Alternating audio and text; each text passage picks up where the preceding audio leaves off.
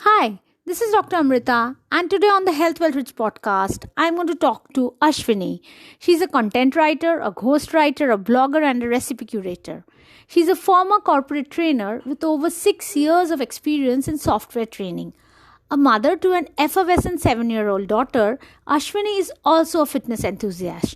She avidly follows politics and believes in the power of sustainability and minimalism while inspiring others to adopt a more healthy and simple lifestyle.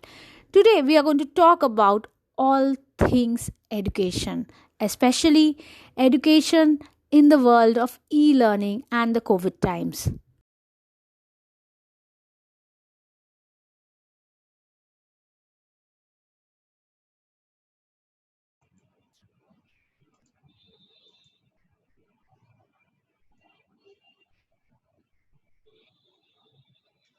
Hi, Ashwini.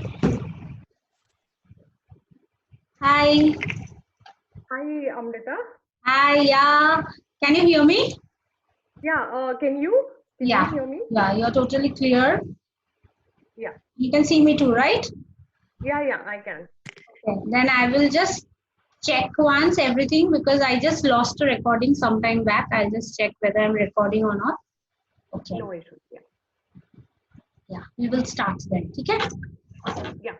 The other light, yeah. Oh, no, Alota, just a minute. Okay. I'll first ask you to introduce yourself and then we will ask the questions. Okay? Yeah, fine. Hi, Ashwini. Thank you so much for doing this with me. Tell me a little bit about yourself and my readers too. Yeah. Hi, Amrita. Thanks for having me here. And yeah, hi everyone. I'm Ashvini Naik. I've been a corporate trainer for the first 5 years of my career, and I quit my job in 2017 to pursue my interest in content writing. So right now I'm a blogger of health and parenting, and I'm also a food blogger, which I've ventured very recently into. And yeah, besides that, I'm a freelance content writer as well. Yeah, that's about it. Yeah. And professionally, how will you describe yourself? Tell me a little bit about what you studied growing up. Yeah, I grew up in the Gulf, and basically, although my interest revolves around literature and a lot of writing and poetry and that kind of stuff, I also had an interest towards very scientific topics and subjects. Physics was my favorite, and a bit of math as well. And somehow I got inclined into engineering. And as the adage goes in India, it's very likely that you pursue engineering. And it was during the late 2000s. So yeah, I got into engineering, and I did my Bachelor of Engineering in Electronics and Telecommunication. So I graduated in 2011, and after which I did a diploma in Java technologies, along with what I learned a lot of programming languages and detailed study of all web technologies. So I also landed my first job as a software trainer. So my first job was at an IIT, and later on, I was into software training in the corporate sector. So that's how I would describe myself from the professional point of view. Yeah. So that's a very long and interesting journey and very varied too, I must say. Thank you for joining me for this. I just wanted to ask you about your child or children. How many children do you have? I have a 7-year-old daughter. Okay, I have an 8-year-old daughter. So we are going to share resources now. Tell me, how do you choose your online resources for your child? Uh, See, I would want to keep it minimal and less overwhelming, because keeping their age in mind, because whether the child is 7-year-old or at least the child turns 10, or their mental capabilities are not able to handle a lot of academic pressure, neither co-curricular pressure. So I like to keep it, I would want to call it underwhelming only, because it is during this phase that they have to develop their other disciplines such as uh, social communication or physical exercise and that kind of stuff, where they rediscover their other talents apart from learning what they are taught at school, which is basically science, arithmetic, and all these kind of similar subjects. And going by this philosophy or point of view or perspective that I say as the parent of a 7-year-old, I would only say that today, thanks to internet, we are surrounded by a lot of free information. And coming to online resources for e-learning, I think it's better to stick to what the child's school is prescribing, because I think during this COVID period, almost all schools have taken to the e-learning mode, the virtual classes, and I think they're doing pretty good. So whatever the school is prescribing, whether it is an app or whether it is through the school's portal, I think that is pretty much sufficient for a child who is like up to just 10 years of age. So I think whatever the school is giving or whatever the child is interested in learning on his or her own Okay. from free sources like YouTube or other media like which are free. I mean, you don't have to sign up or do anything of that sort or pay some cash for that. I think this is sufficient for a child. For younger Yeah, children especially, that's what you mean, right? Like yeah, whatever yeah, their interest is, like we don't need yeah, to overwhelm them, we need to yeah. let them True. explore. Okay, that's very Yeah, good. So there are no yeah. particular apps that you use other than maybe YouTube for learning stuff and fun stuff for your kids, Yeah, like any yeah. specific So, apps you use? right now, it's right now since she's getting school online, it's basically Zoom or Google Meet. That is for her, I mean, academics only. And apart from that, she watches, or I suggest her to watch certain um, art-related channels or videos because she is more inclined towards art, whether it is craft work or whether it is clay modeling or that kind of stuff or origami. She's learning it through YouTube. And I remember using this Freedom app, which was prescribed to her by her school last year. So we were introduced to this app last year, and it was almost made mandatory by her school. So this app is aimed at improving the child's communication skills, speech, pronunciation, and the interest towards reading stuff. Because these days, sadly, we do not have such an environment where children are having access to paperback books, unlike the times that we used to have. So people are so loaded with academics itself that they don't make enough time to read books or novels or that sort, or basically it's Kindle or those kind of devices that we are used to. Yeah. So basically, it's been Google Meet, Zoom, or Freedom. Yeah, that's me. What are your must-have resources as a parent? Like other than the school resources, like do you prefer physical books, board games, any other particular things which your other parents are sharing with you, or your childhood memories? What do you fall back on? What are your resources for teaching your kid during this pandemic? Uh, Personally, I have adopted this book learning habit, wherein at least weekly, twice or thrice, my daughter she reads a few pages of the book. Given that she's just 7 years old, she cannot be expected to finish the entire book of over 150 or 200 pages all in at a stretch. So yeah, I get her books.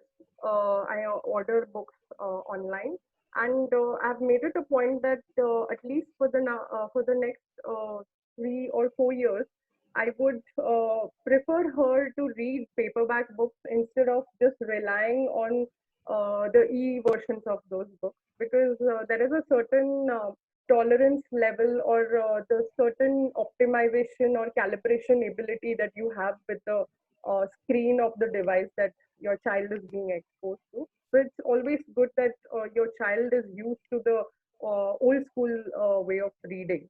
And reading is another science on its own. I mean, when you read a book, you're actually renting a part of your brain. You're actually putting yourself in the shoes of the author, and that is a very great thing to do. And I feel it is a must for a child instead of just being engrossed into YouTube or any other online resources to learn anything. So physical books you buy for her, right?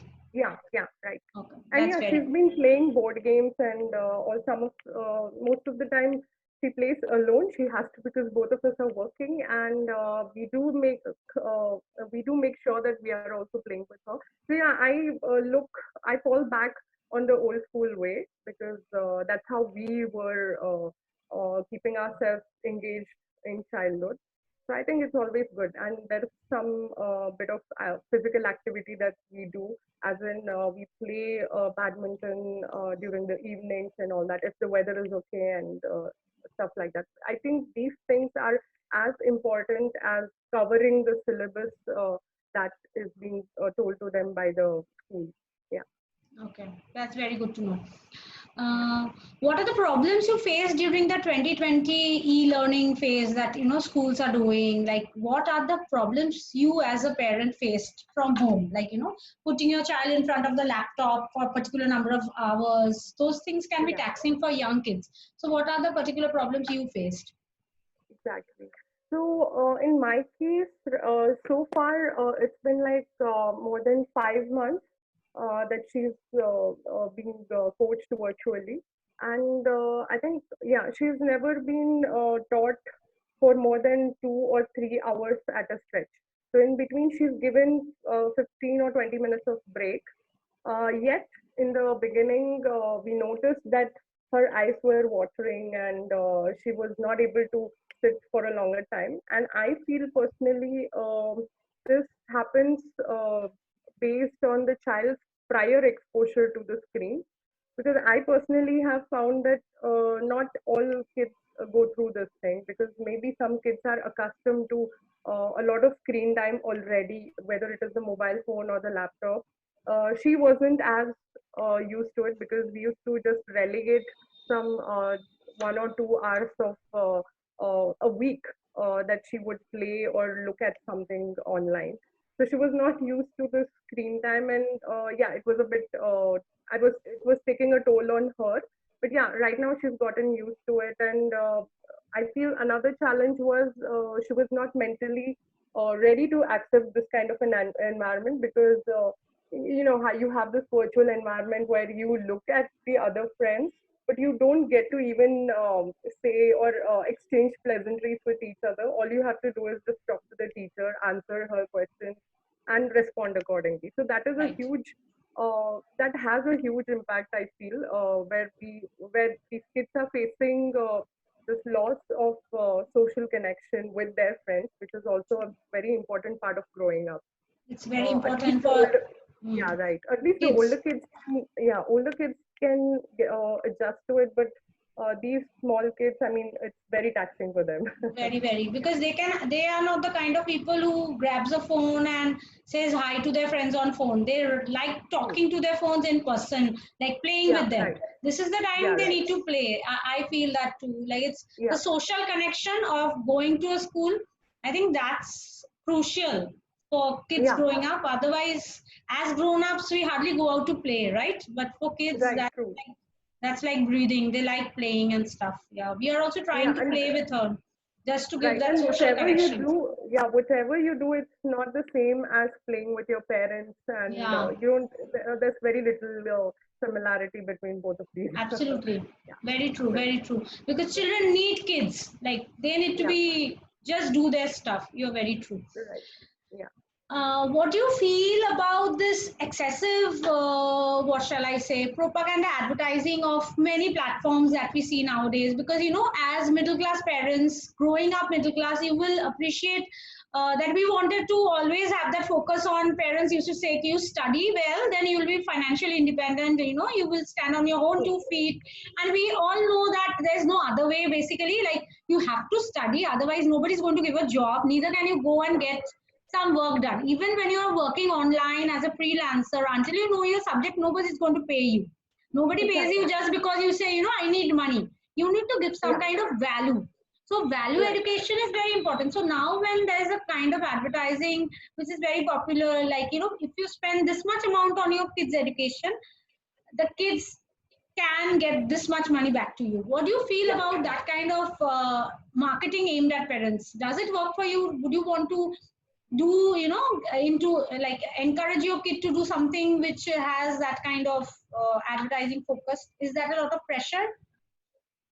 No, to be very honest, I would say I call it very brazen. And I feel Indian parents, especially the non-technical parents, they are quite vulnerable to these kind of advertising strategies. I think they are most targeted by these companies, which claim that if you enroll into so and so course with us, your child is going to be a prodigy, and he or she has a bright future, and they're going to earn in millions probably. That is the need of the hour. And if you don't there that is a subtle way of telling that if you don't do this right now, your child may lose out on many opportunities in the future. And the terms that the keywords that they use, like let your child be an entrepreneur or whatever it is. I'll just keep it very subtle, but this kind of a marketing strategy, it just fuels the already present helicopter parenting nature of a lot of parents in us. And it's very sad that even a lot of millennial parents who have faced this kind of, who have been raised by helicopter parents, sadly, they are also falling into, or they are also succumbing into such kind of gimmicks. And I feel for a child, while growing up, you should just let the child be, because as they grow up, they pick up things, they pick up skills based on their own interests. Like you cannot, for example, you cannot force a child who's exclusively into, drawing, painting, or that kind of stuff to just go and learn some other thing. Maybe you're forcing him to learn music even when he's not interested. uh, that doesn't make sense, according to me. At the same time, I feel as parents, it is not correct for us to get them detached from a certain interest, saying things like, "Hey, I know you like playing guitar and all, but that's not going to feed you later on. So just keep it as a hobby, and maybe you should try this. The neighborhood kids are doing that. Why don't you try that? Why don't you keep yourself engaged?" So I don't think you should be setting boundaries for your child that way. And at the same time, you should let them know that what is important, and you should have discussions with them um, regarding what they really want to be, or how they see themselves, or where they feel they are lacking in their academic skills, or what they want to personally improvise on. Because I feel this is just sick, asking parents to invest a certain sum of money, and just uh, I mean, just making it look like a factory that you get your kids into, and he will walk out as a professional at the age of 10 or 12 or something like that. Things don't work like that, basically. If It's actually very sad also, because it's a lot of pressure on the kids who are actually doing it, and parents, Pretty much, yeah, like it's tough. It's not very yeah. easy, but we all want our kids to do well in life. So I suppose there are opportunities when there are competition. Also, there will be more markets for this. Like if somebody is doing it, there'll be other people who will also try to do it. True. Like, But yeah. at the same time, I would want to make a point that it's not true that if a certain technology is flourishing right now, it will be in the same shape 10 years from now. Yeah, true. Because things, these technologies eventually do become obsolete. Redundant. Yeah, they become redundant. They will be succeeded by better things with involving minimal involvement of the humans and all that. I'm just giving you an example of getting kids to learn a certain coding language, which is not going to work like that 10 years from now, or even 15, even 8 years from now. Because I remember when I started teaching coding, or when I myself started learning coding, it is way different from what uh, people are being trained on today. And earlier, there used to be segregations between a developer and a tester. So if you compare these kind of profiles, even these designations become redundant. There will be people, there will be companies which will not require a certain position at all.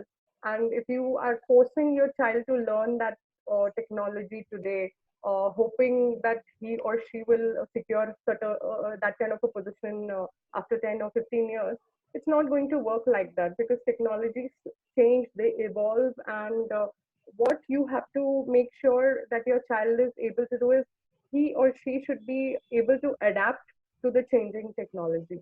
That is what we have to make sure. It's not that you learn certain things, certain technology today, it's going to be useful for you even after 20 years or something, or you'll make a career out of it. That is This totally is very something wrong. crucial. Yeah. Like Yeah. what you mean is like we need to give them a good basic understanding of the material so that whatever Yeah. adaptations is required they can do.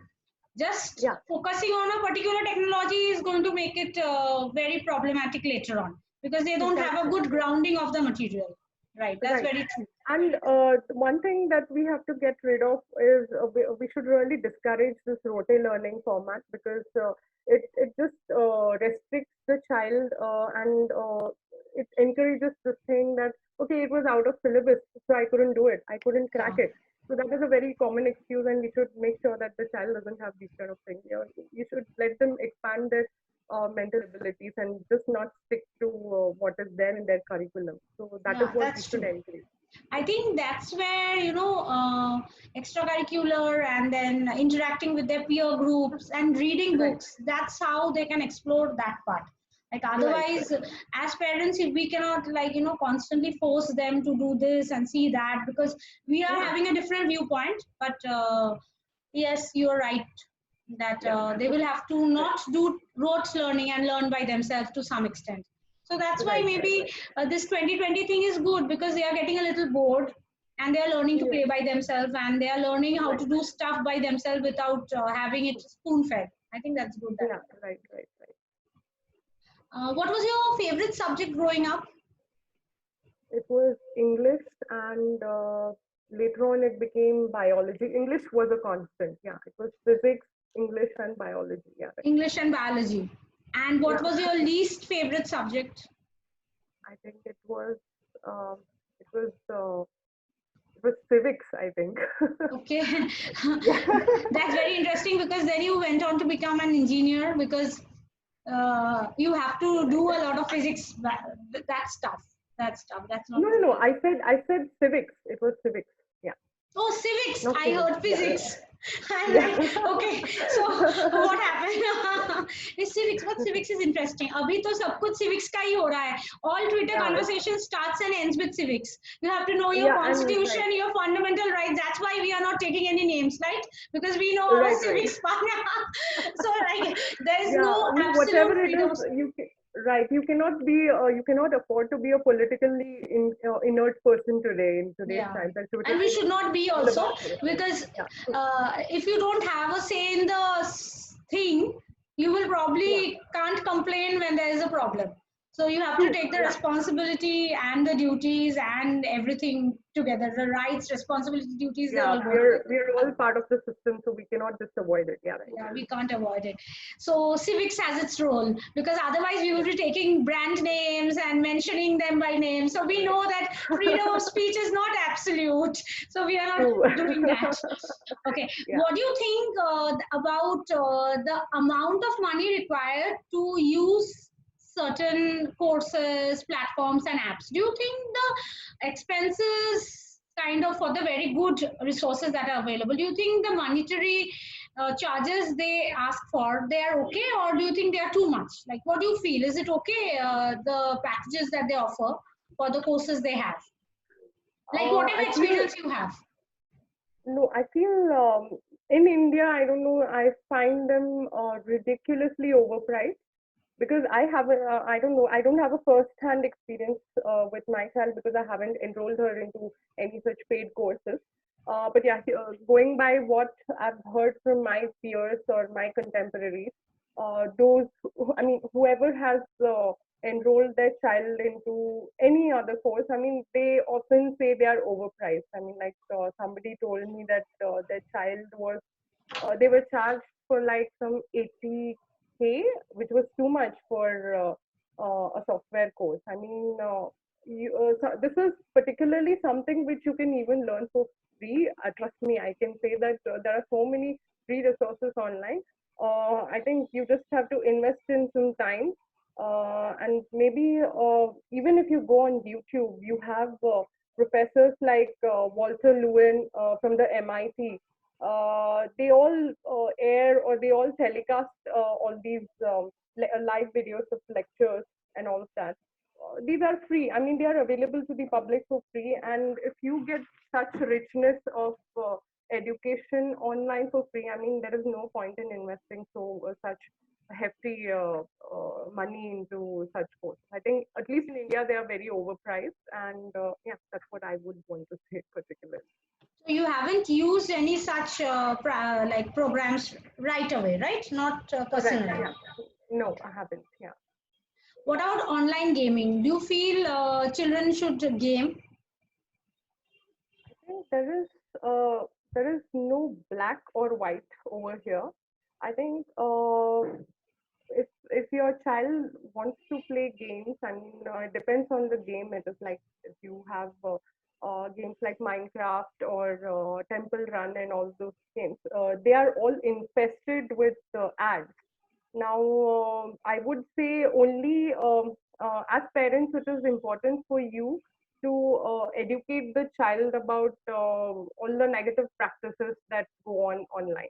So before you give a device to a child's hand, you need to explain to him or her because it could be as early as a 5-year-old child. You can teach them how you can be attacked online because most of the online games they target children as their customer base because they are the most vulnerable customer base, and they use this kind of subtle brainwashing where they would actually trigger and inspire the child to go on and pester their parents to buy something.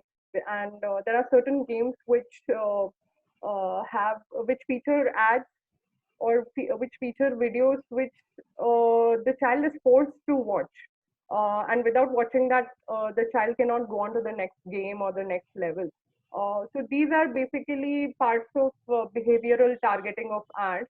And I would say when you're telling or when your child wants to play online games, just keep a watch on them and make sure that the child sits somewhere in such a place or such a part of your house where you can keep an eye on that child, because you should also not come across as a spy on the child's activities. It will turn things very sour. And at the same time, it is important for you to teach the basic practice safety practices on the internet, because when you are online, you're not at all safe. You're accepting yourself to be vulnerable, because you'll be facing a Absolutely. lot of hackers, a lot of malware, and all those kind of stuff.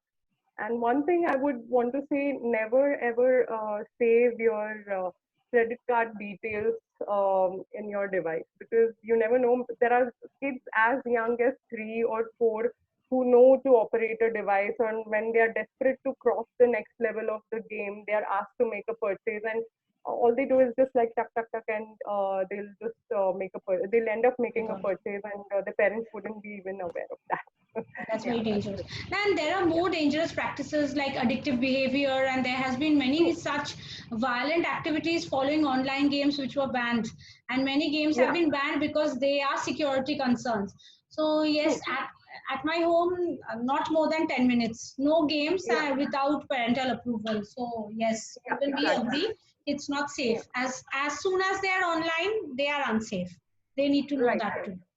Yeah. Yeah, and I would say I would recommend that parents play those games themselves, because a Mm. lot of games make use of very abusive language or adult-rated language, and it's Absolutely. not really okay to normalize or sensitize kids towards such kind of a language, at least True. till they are 14 or 15 years of age, because that around that age they themselves understand that this is a very vulgar slang or that kind of a thing. So yeah, basically you get accustomed, as a parent, you get accustomed to the online game that your child wants to play, and then you can go ahead to decide whether your child can play or not. Yeah, right. Yeah, yeah. This thing is very true for YouTube videos also. Even Yeah, children yeah, focus content, they also have inappropriate content, even if it's for young children. yeah. Like what's Right, right. appropriate for the Western country may not be appropriate for our 10-year-old or our 8-year-old. Exactly. So Yeah, that's right, where right. like it's going to be tricky. So you have to check that part Yeah, also. And excessive consumerism when they use these apps, because they are yeah. constantly being focused on to buy stuff. That's true. Yes, yes. Yeah, Advertising. yeah. Right. Okay, so this was very interesting. Now I'll ask you a few more personal questions like how did you Sure. study growing up? Like what made you study? Study as in what exactly? Like, study during exams, study for Okay. your higher studies. Like, what made you study well? Because being an engineer, Okay. you must have studied. Otherwise, it's not possible to be an engineer. Even if you have bunked classes, somehow, Yeah. somewhere you must have studied. So, what Right. made you study? I feel my foundation was good, and it was laid well by my mom. And she was the one who took my studies very seriously right from the LKG, and right from my kindergarten and all of that. So she made every possible effort to become my teacher at home, my friend. She used to sing my nursery rhymes and enact those things, and she would keep one stick to hold to read along the lines, because I used to mess up those lines and all that. So she helped me develop my interest in reading actually. And although she was not highly qualified, but yeah, I mean she was just a graduate, and she did not pursue anything after that. But she was really serious about my education, and I happened to be the only child, so I was the I was someone who grabbed all her limelight. So yeah, that was how she laid the proper foundation for my education. And she would set papers and all later on when I grew up, and she would time me and ask me to solve papers. She would select 4 5 year last 4 5 years papers, and set papers accordingly, and then I would be asked to solve them. And growing up, I that made me independent actually, and I did not focus too much on who was teaching me the subject at school. I became self independent. If I was not happy with a certain teacher at school, I would just ignore that, and probably look out for books or guides, which I could learn at my own pace. So I had this habit of always making notes while studying, and because I feel unless you write something down, it doesn't get registered in your Yeah, mind. yeah. At least, I yeah, do at the least for same. I me. write everything down. I write Yeah, down my right. blog posts if possible, if I have time. Like, then I can speak better. Like, once I True. write down, I can speak on any subject. But just reading, Exactly. that's more difficult. Yeah, right. Writing is more than just a practice. I mean, it empowers Muscle you, memory. and It right. gives you Yeah, a muscle exactly. memory. It's a kinesthetic memory which goes directly to Right, the brain. So, yes, right. writing helps a lot. Yeah. So, and unlike many other geniuses and like toppers at school, I wouldn't call myself, a very good student, because at least I did not see that kind of a progress from my engineering days. That happens to a lot of people. I mean, like till 12th, you're among the cream of your school, and suddenly when you go into engineering, it's a different environment of learning. There is a certain different strategy that you have to use to crack the exams and all that. So yeah, I would say my graph receded a little bit after I joined engineering, to be very honest. But yeah, till 12th, I was very focused, and I'm not this early morning kind of person, neither a night owl. I can study well during the afternoons when everyone else wants to take a nap or do anything of that sort.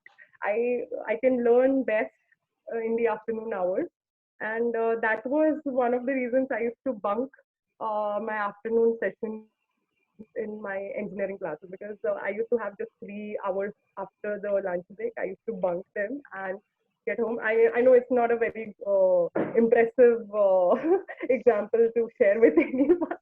Yeah, but I used to bunk and I used to study at home or just catch up with some rest. But I like studying on my own rather than just blaming some teacher or saying, yeah, I didn't like that subject because she doesn't teach well or that kind of thing. So I was self-sufficient, and if I was not getting something, I used to always look forward to my friends. They used to teach me, and I've had really wonderful gurus during my engineering who taught me much more than my actual professors did. So I would attribute my computer and programming knowledge to one of my friends.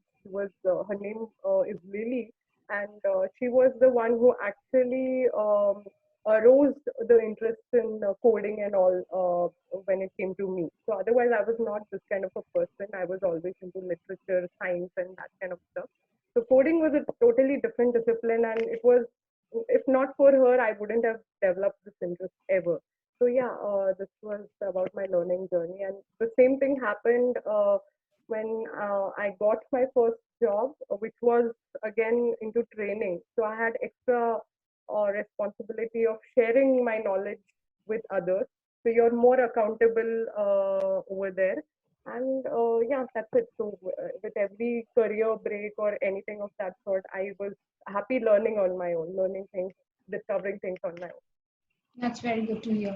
And your favorite extracurricular habits? What do you like to do on your free time? Free time, I like writing, any random thing. It could be anything. It could be anything about politics. It could be about education. It could be about health. Or I even go on random rants on Facebook. But writing is a liberation for me. And apart from that, yeah, I like listening to music. And yeah, then I like cooking also. So apart from these, I don't have really illustrious hobbies. No, no, that's very good. All these hobbies are very relaxing. What about your daughter? Like you have a daughter, you said, right? She's Yeah, 7. right, right. Okay, what Yeah. does she love doing? She she likes craft work, and she likes mono acting, Okay, and she likes all kinds of stage performances, which is very okay, strange for me to discover, because okay, yeah, earlier in school days, even I used to like to stage performances. I liked acting. I even used to script some skits and all of that. So I okay. really like telling people how to say a particular line or that kind of a thing. So I think like she likes giving out speeches and yeah, acting out skits. Or she loves stage activities actually, and like craft work. And these days, she's been very keen on um, helping me in the kitchen as well. So that is another kind of hobby that she's developing, and she's asking me that I should create her YouTube channel. Where she would just go on rambling and talk about random topics and all. That's Yeah, very good. So your daughter likes the performing arts and yeah, crafting stuff. That's very good, yeah, very right, good, right. very good. This Yeah, is very nice talking to you, Ashwini. Thank you so same much. here. I think this was very helpful. I will disturb you again if I have more topics to ask you questions Thank about. Thank you It very was a much. pleasure talking to you. Thank you. Okay, then I will just sign off. Bye. Yeah, yeah. Thank you. So that was Ashwini. And I was talking about e-learning in COVID times. It's not only important that we give quality education to children, but we also help them make their own choices smartly and confidently when we are not around to help them. If you want to come on my show and talk about e-learning or maybe your small business, send me a mail at dramrita@healthwellbridge.com. You will find it in the description below.